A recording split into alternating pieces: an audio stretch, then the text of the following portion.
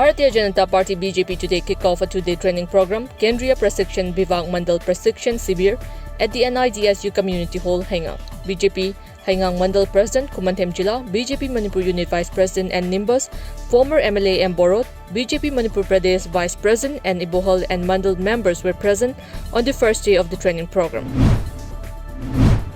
Thangwaiban Assembly Constituency MLA Kumukcham Joykishan today called upon the Manipur government to initiate a policy for facilitating Imam Market reopening. Joykishan was inaugurating a Ngari Gali shop cum residential development Apunba Loop at Ngari Gali, Thangal Bazaar. Besides Joykishan, Loop President Naurem Joykumar, Secretary L. Loyumba, Treasurer L. Panjoy, and Thangwaiban Constituency Ward Number 35 member M. Jiten were also present during the function.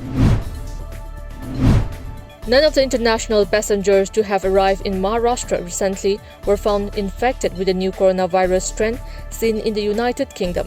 Till Saturday, 68 passengers who returned from the UK between November 25th and December 22nd have tested positive for COVID-19, but not with the new strain. 4,474 UK returnees who have landed between November 15th and December 23rd have been traced till date. Bharat Biotech's COVID-19 vaccine, Covaxin, has become the second vaccine to secure recommendation for restricted emergency use from a government-appointed expert panel in India, according to a media report. This comes a day after the panel made a similar recommendation for Covishield, the vaccine developed by Oxford University and AstraZeneca. An expert panel of the Central Drugs Standard Control Organization (CDSCO) yesterday recommended Covaxin should be granted restricted emergency use in India. India recorded 18,177 fresh COVID-19 infections and 217 fatalities in the past 24 hours, according to the Union Health Ministry. Now the total number of cases in the country stands at 1.03 crore. With 217 deaths in a day, the toll has mounted to 1,49,435. The country now has 2,47,220 active cases of coronavirus. The total number of recoveries in the country is now at 99,27,310 with 20,923 fresh recoveries in the past 24 hours. Kaisamthong Constituency MLA Langpolapam Jentukumar today distributed sports kits to under 10, 13 and 15 players and coaches of Trau Academy at Trau Ground, Kuakaital. PC Enterprises sponsored the kits.